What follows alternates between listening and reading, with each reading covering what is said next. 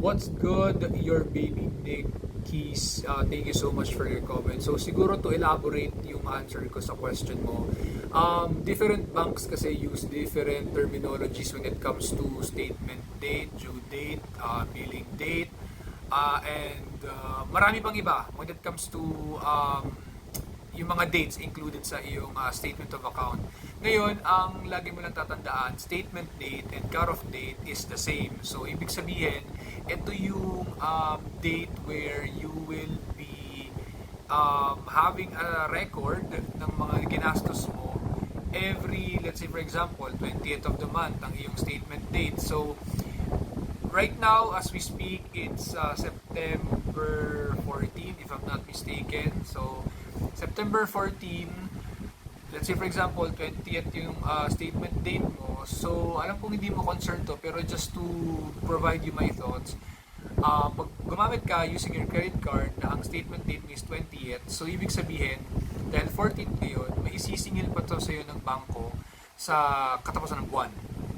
Okay? Pero every transaction na gagamitin mo, paglagpas ng 20th of the month, let's say you spend using your card on the 21st, ang singil niyan sa'yo ng bangko will be the next cycle na, kumbaga sa katapusan na ito ng October.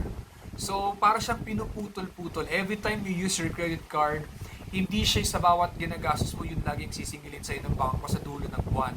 Para siyang hinahati, or pinapatsi-patsi ng bangko yung mga gastos mo. So, meron akong pinned video dito on how a statement/cut-off day works sa aking TikTok account para siguro ma-enlighten ka on how really it works.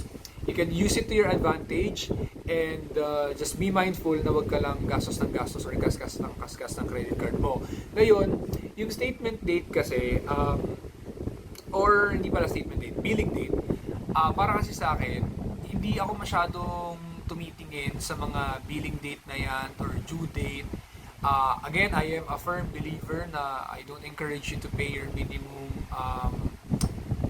amount due kasi maraming interest yun. Lagi nyo bayaran yung buong statement due amount nyo.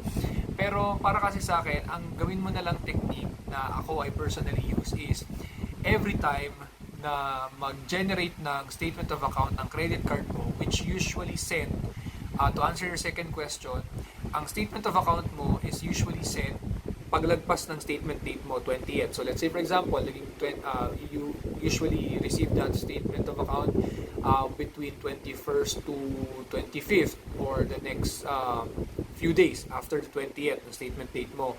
So ako, what I usually do is once I receive my statement of account, as much as possible, I try to be smart when it comes to my finances.